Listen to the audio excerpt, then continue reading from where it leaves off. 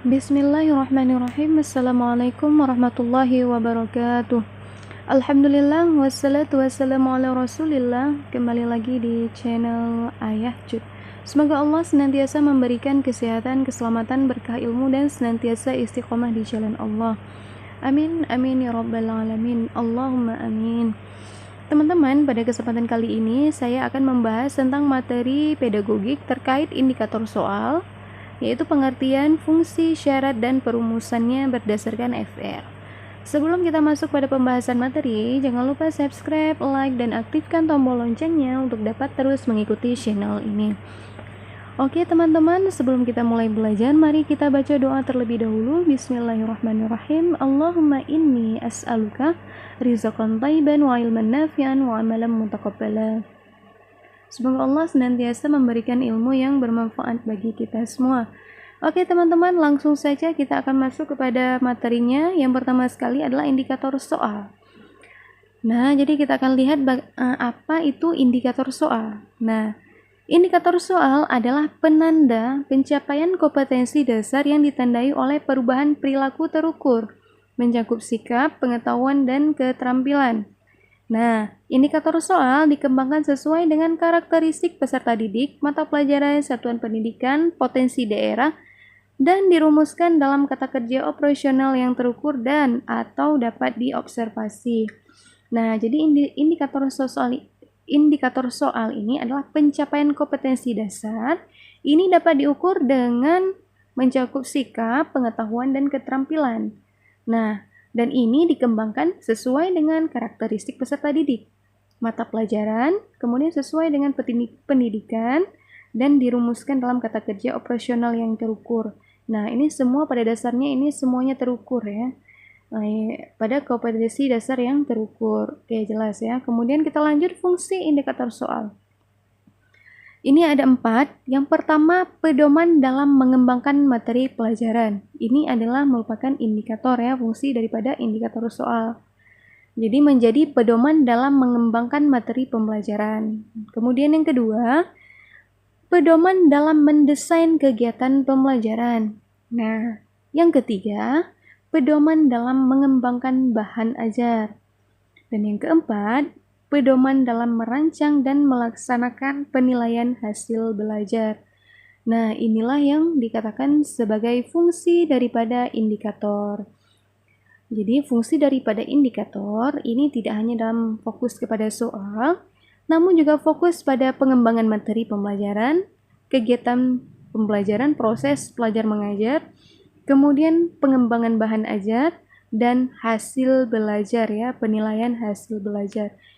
Jadi fungsi daripada indikator ini pada hakikatnya adalah sebagai pedoman. Nah, pedoman ya teman-teman, ini adalah kata kuncinya. Ini adalah fungsi indikator.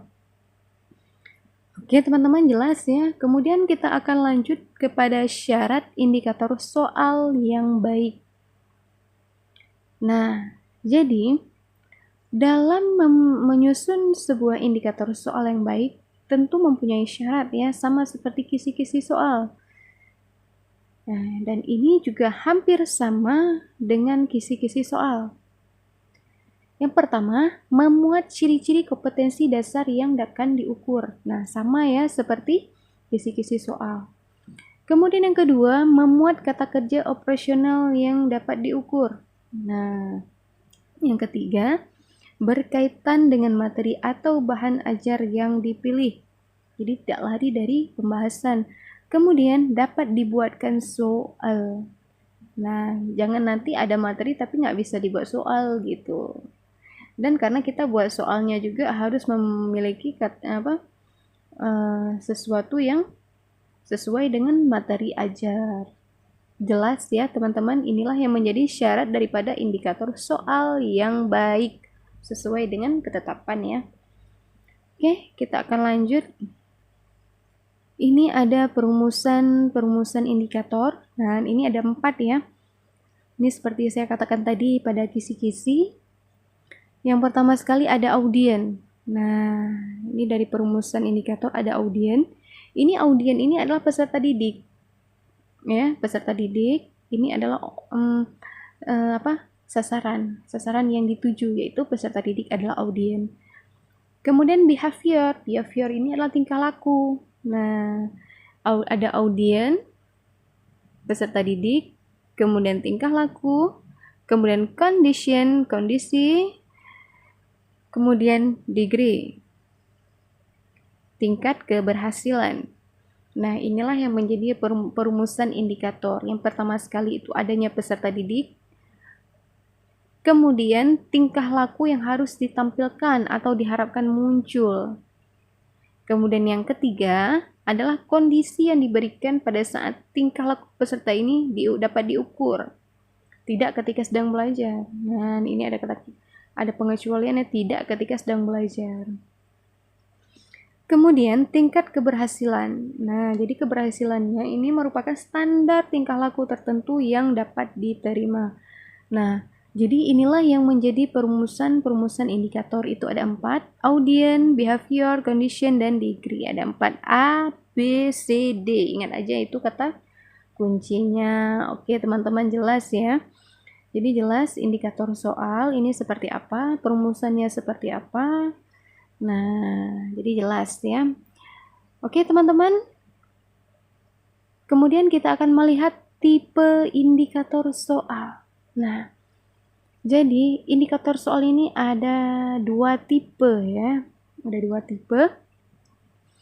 Yang pertama, indikator soal yang menempatkan condition atau kondisi di awal kalimat. Nah, model ini digunakan untuk soal yang disertai dengan stimulus. Misalnya berupa sebuah kalimat, paragraf, gambar, grafik, denah, atau kasus. Nah, jadi rumusan indikatornya disajikan. Nah, ini disajikan peserta didik yang menentukan. Nah, seperti itu. Nah, kalau yang kedua, indikator soal yang menempatkan audien, ini peserta didik, dan behavior perilaku di awal kalimat. Model ini digunakan untuk soal yang tidak disertai dengan dasar pertanyaan sebagai stimulus. Nah, jadi rumusan indikatornya, peserta didik dapat menentukan. Nah, ini rumusannya ya, teman-teman.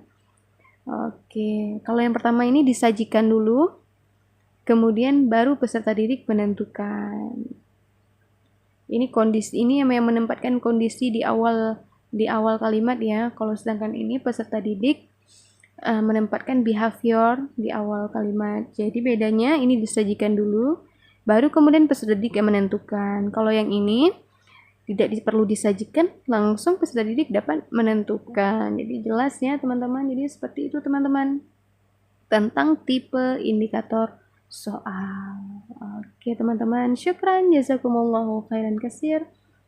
Semoga ilmunya bermanfaat bagi kita semua. Apabila ada kesalahan dalam penyampaian, itu semata-mata datangnya dari kebodohan saya. Dan apabila ada yang bisa diambil, silahkan diambil manfaatnya.